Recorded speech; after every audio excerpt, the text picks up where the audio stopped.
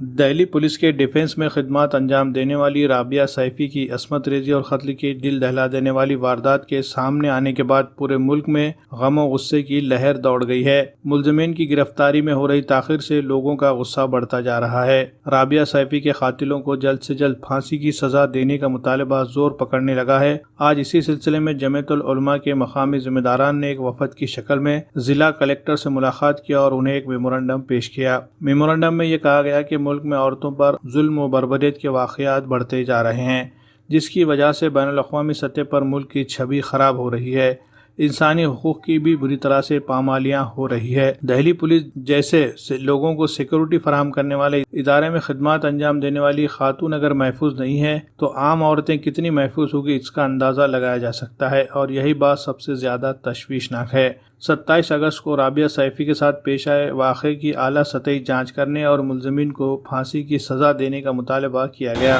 جمعیت العلماء کے وفد میں مولانا آصف ندوی، ہیپی کلب کے صدر محمد شعیب اور دیگر ذمہ داران موجود تھے۔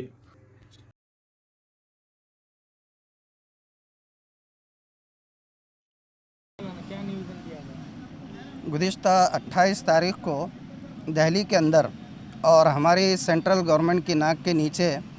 دہلی ڈیفنس پولیس کی سب انسپکٹر رابعہ سیفی کے ساتھ چند درندوں نے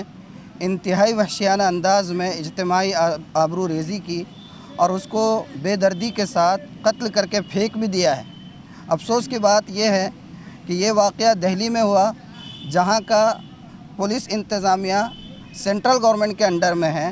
لیکن اب تک بھی اس معاملے کا کوئی حل نہیں نکل پایا ہے۔ ہماری گورنمنٹ جو خواتین کو لے کر اور اسپیشلی مسلم خواتین کو لے کر بہت زیادہ سیریس ہے، اور بڑی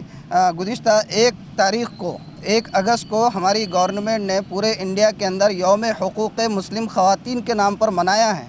لیکن اسی گورنمنٹ کی ناک کے نیچے ایک لیڈی کے ساتھ 4 درندے آبرو ریزی کرتے ہیں، بے دردی کے ساتھ اس کو قتل بھی کر کے پھینک دیتے ہیں اور اس کا کوئی انجام نکل نہیں پاتا ہے۔ اسی مسئلے کو لے کر آج ہم یہاں کلکٹر آفس پر آئے ہیں اور ہم نے صدر جمہوریہ اور وزیر اعظم صاحب کے نام یہ میمورنڈم کلکٹر کے توسط سے دیا ہے، اور جمعیت علماء کی طرف سے یہ ہم نے مانگ کی ہے کہ جو بھی یہ وحشی ہے جنہوں نے یہ حرکت کی ہے ان کو سخت سے سخت ان کے خلاف کارروائی کی جائے، ان کی تحقیق کی جائے اور ان کو اس طریقے سے عبرتناک سزا دی جائے کہ ہمارے پیارے دیش بھارت کے اندر ایسی گھناؤنی حرکت کوئی دوبارہ کر نہ سکے۔